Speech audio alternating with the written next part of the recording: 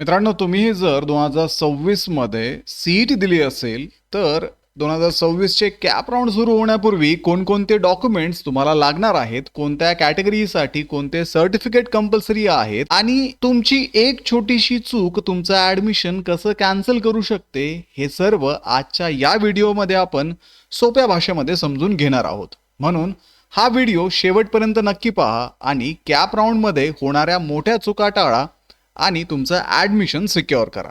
तर LLB ऍडमिशनसाठी असणारी counselling global online मध्ये सुरू करण्यात आली आहे. तर या काउन्सिलिंग मध्ये तुम्हाला 1-on-1 काउन्सिलर ऍक्सेस दिला जातो. तुम्हाला मिळालेले मार्क्स आणि तुम्हाला कुठल्या कॉलेजला ऍडमिशन घ्यायचं आहे याविषयी डिस्कशन केलं जातं. तसंच विद्यार्थी मित्रांनो, मागच्या वर्षीचा जो कट ऑफ होता, मागच्या वर्षीचे जे ऍडमिशन होते त्यानुसार कुठल्या कॉलेजला तुमचा नंबर लागू शकतो याविषयी डिसिजन देणं असेल किंवा तुमचं डॉक्युमेंट व्हेरिफिकेशन असेल, तर अगदी कॅप राऊंडच्या नोटिफिकेशन पासून तर तुमच्या कॉलेजच्या ऍडमिशन पर्यंत या सर्व स्टेपमध्ये ग्लोबल ऑनलाईनचे ऍडमिशन काउन्सिलर्स तुम्हाला मदत करणार आहेत. त्यामुळे लवकरात लवकर दिलेल्या नंबर्सवरती कॉन्टॅक्ट करा आणि ही काउन्सिलिंग जॉईन करून महाराष्ट्रातल्या टॉपच्या कॉलेजेसमध्ये ऍडमिशन घेण्याची तयारी सुरू करा. तर सर्वात सुरुवातीला आपण मॅन्डेटरी डॉक्युमेंट्स पाहणार आहोत, जे प्रत्येक विद्यार्थ्याला कंपल्सरी असणार आहेत. तर याच्यामध्ये आहे पासपोर्ट साईज फोटोग्राफ, त्याच्यानंतर सिग्नेचर स्कॅन कॉपी, SSCचं मार्कशीट, HSCचं marksheet, degree marksheet, CET application form, सीईटीचा स्कोर कार्ड आणि बर्थ किंवा नेटिव्हिटी प्रूफ. आता जे विद्यार्थी 5 इयर LLB देत आहेत अशा विद्यार्थ्यांना डिग्री मार्कशीटची गरज नाहीये, पण इतर डॉक्युमेंट्स तुम्हाला कंपल्सरी इथे असणार आहेत. आता याच डॉक्युमेंट आपण पुढे डिटेलमध्ये डिस्कस करूयात. सर्वात पहिले आहे फोटोग्राफ आणि सिग्नेचर.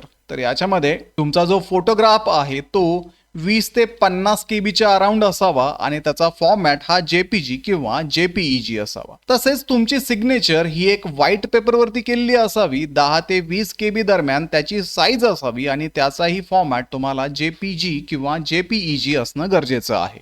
त्यानंतर तुमच्या अकॅडमिक डॉक्युमेंट्स आहेत. त्याच्यामध्ये SSCचं तुमचं मार्कशीट, त्यानंतर HSCचं म्हणजेच 12वीचं मार्कशीट. जर तुम्ही डिप्लोमा करून आलेला असाल तर तुमचं डिप्लोमाचं मार्कशीट सुद्धा इथे लागणार आहे. त्यानंतर ग्रॅज्युएशन डिग्री मार्कशीट आणि ऑल सेमिस्टर मार्कशीट. आता विद्यार्थी मित्रांनो, ज्यांनी पोस्ट ग्रॅज्युएशन केलेलं आहे, पोस्ट ग्रॅज्युएशनचे डिटेल्स सुद्धा तुमचे रेडी ठेवा. तसंच विद्यार्थी मित्रांनो, हे जे मार्कशीट आहेत हे तुम्हाला प्रत्येक सेमिस्टरचे द्यावे लागतात. आता जे विद्यार्थी 5 इयर LLB ला ऍडमिशन घेत आहे, ऑब्व्हियसली त्यांच्यासाठी डिग्रीचे किंवा पोस्ट ग्रॅज्युएशनचे मार्कशीट गरजेचे नाहीयेत. 12वी पर्यंतचे सर्व मार्कशीट त्यांच्याकडे असणं कंपल्सरी आहे. आता जे विद्यार्थी CBSE किंवा ICSE मधून येतात किंवा त्यांचे जे मार्क्स आहेत ते CGPAच्या फॉर्मॅटमध्ये येतात, ग्रेडच्या फॉर्मॅटमध्ये येतात, अशा विद्यार्थ्यांना कन्व्हर्जन सर्टिफिकेट देणं कंपल्सरी आहे. आता हे कन्व्हर्जन सर्टिफिकेट ज्यावेळेस CET सेल कॅप राऊंडचं ब्रोशर रिलीज करेल त्यासोबत ते कन्व्हर्जन सर्टिफिकेट देतात आणि त्या कन्व्हर्जन सर्टिफिकेटमध्ये आपल्याला माहिती इंट्रोड्यूस करावी लागते आणि ते सबमिट करावं लागतं. पुढे आहे CET रिलेटेड डॉक्युमेंट. आता तुम्ही जो CET ला फॉर्म भरला होता तो ऍप्लिकेशन फॉर्म, त्याची PDF कॉपी तुम्हाला इथे लागणार आहे. त्यानंतर CET स्कोर कार्ड जे आहे त्याचीही PDF कॉपी तुम्हाला इथे लागणार आहे. आता विद्यार्थी मित्रांनो, हे सर्वच्या सर्व जे डॉक्युमेंट आहेत ते तुम्हाला अपलोड करावे लागतात. म्हणजे ऑब्व्हियसली तुम्हाला ते PDF फॉर्मॅटमध्ये लागणार आहेत. फक्त फोटो आणि सिग्नेचर हा JPG किंवा JPEG फॉर्मॅटमध्ये चालेल. त्यानंतर बर्थ आणि नेटिव्हिटी प्रूफ साठी तुमच्याकडे एकतर डोमिसाइल सर्टिफिकेट असणं गरजेचं आहे. ते नसेल तर बर्थ सर्टिफिकेट चालेल. तेही नसेल तर स्कूल लिव्हिंग सर्टिफिकेट सुद्धा चालेल किंवा कम्युनिटी किंवा नेटिव्हिटी सर्टिफिकेट सुद्धा चालेल. फक्त महत्वाची गोष्ट हीच आहे की तुमच्या त्या सर्टिफिकेटवरती तुमची प्लेस ऑफ बर्थ मेन्शन असणं गरजेचं आहे. असं असेल तरच तुमचं ते सर्टिफिकेट ग्राह्य धरलं जाणार आहे. त्यानंतर जे विद्यार्थी SC ST कॅटेगरीमधून येतात अशा विद्यार्थ्यांना कास्ट सर्टिफिकेट देणं कंपल्सरी आहे. कास्ट व्हॅलिडिटी सर्टिफिकेट सुद्धा त्यांच्याकडे असावं. जर तुमच्याकडे कास्ट व्हॅलिडिटी सर्टिफिकेट आत्ता नसेल तर त्याची रिसिप्ट, त्याची पावती सुद्धा तुम्ही इथे अपलोड करू शकता. जर तुम्ही ऍप्लिकेशन केलं असेल तर नक्कीच त्याची पावती तुम्हाला अपलोड करून कॅप राऊंडचा फॉर्म भरता येणार आहे. आता OBC, SEBC, VJNT कॅन्डिडेटसाठी काही डॉक्युमेंट्स रिक्वायर्ड आहेत. आता जे विद्यार्थी VJ, DT, NT, ABCD, OBC, SBC, SEBC या कॅटेगरीमधून येतात अशा विद्यार्थ्यांकडे कास्ट सर्टिफिकेट असावं, त्याच्यानंतर कास्ट किंवा ट्राईब व्हॅलिडिटी सर्टिफिकेट सुद्धा असावं आणि या 2 सर्टिफिकेट सोबत नॉन क्रिमिनल सर्टिफिकेट सुद्धा असणं गरजेचं आहे आणि त्या नॉन क्रिमिनल सर्टिफिकेटची व्हॅलिडिटी ही 31 मार्च 2027 पर्यंत असावी. जे विद्यार्थी EWS कॅटेगरीमधून येतात त्यांच्याकडे EWS एलिजिबिलिटी सर्टिफिकेट असावं आणि त्याची व्हॅलिडिटी ही 2026-27 या इयरची असावी. त्यानंतर ज्या विद्यार्थ्यांचे सर्टिफिकेट्स एक्सपायर्ड आहेत अशा विद्यार्थ्यांचे सर्टिफिकेट इथे व्हॅलिड धरले जाणार नाहीयेत. त्यानंतर जे विद्यार्थी डिफेन्स कॅटेगरीमधून येतात, DF1, DF2 आणि DF3 मधून जे विद्यार्थी येतात त्यांनी प्रोफॉर्मा C जो आहे तो इथे भरून द्यावा लागतो.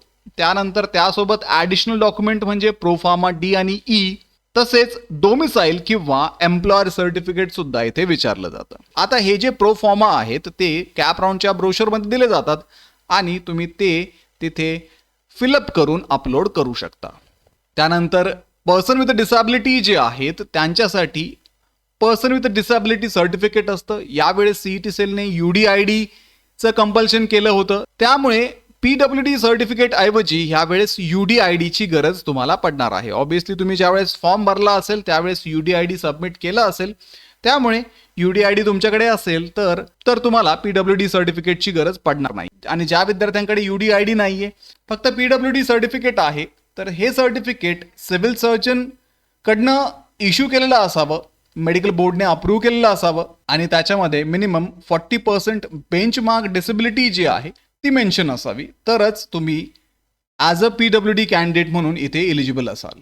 जे मायनॉरिटी कॅन्डिडेट आहेत त्यांच्याकडे डोमिसाईल सर्टिफिकेट असावं आणि त्यासोबत एकतर सेल्फ डिक्लेरेशन म्हणजेच प्रोफॉर्मा O किंवा स्कूल लिव्हिंग सर्टिफिकेट ज्याच्यावरती तुमचं रिलिजन आणि मदर टंग मेन्शन असेल हे सुद्धा चालेल. पुढे जे ऑर्फन कॅन्डिडेट आहे त्यांच्याकडे ऑर्फन सर्टिफिकेट असावं जे रिजनल डेप्युटी कमिशनरने किंवा वुमन अँड चाइल्ड डेव्हलपमेंट डिपार्टमेंटने इश्यू केलेलं असावं. आता विद्यार्थी मित्रांनो, हे सर्व डॉक्युमेंट्स जे आहेत ते व्हॅलिड असणं गरजेचं आहे.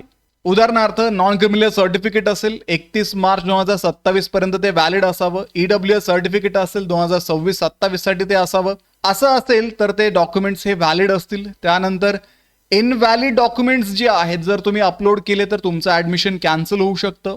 फेक डॉक्युमेंट सबमिट करू नका. आता फॉर्म भरताना तुम्ही फक्त पावती जोडली आणि नंतर ते डॉक्युमेंट दिलंच नाही तर अशा वेळेस सुद्धा तुमचं ऍडमिशन कॅन्सल होऊ शकतं. इनकरेक्ट इन्फॉर्मेशन तुम्ही दिली तरीही तुमचं ऍडमिशन कॅन्सल होऊ शकतं. म्हणजे एकतर तुमचं ऍडमिशन कॅन्सल होईल, तुम्हाला कॅपमध्ये सीट मिळणार नाही, सीट तुमचं कॅन्सल सुद्धा होऊ शकतं. तर अशा पद्धतीने हे सर्व डॉक्युमेंट तुम्ही अपलोड करणं गरजेचं आहे. सर्व डॉक्युमेंट्स हे व्हॅलिड असावे, क्लिअर असावे, रीडेबल असावे आणि PDF फॉर्मॅटमध्ये असावे. ठीक आहे मित्रांनो, तर अशा पद्धतीने हे डॉक्युमेंट्स आत्ताच तुम्ही रेडी करायला सुरुवात करा, कारण कॅप राऊंडची प्रोसेस ही जून-जुलै महिन्यामध्ये सुरू होणार आहे.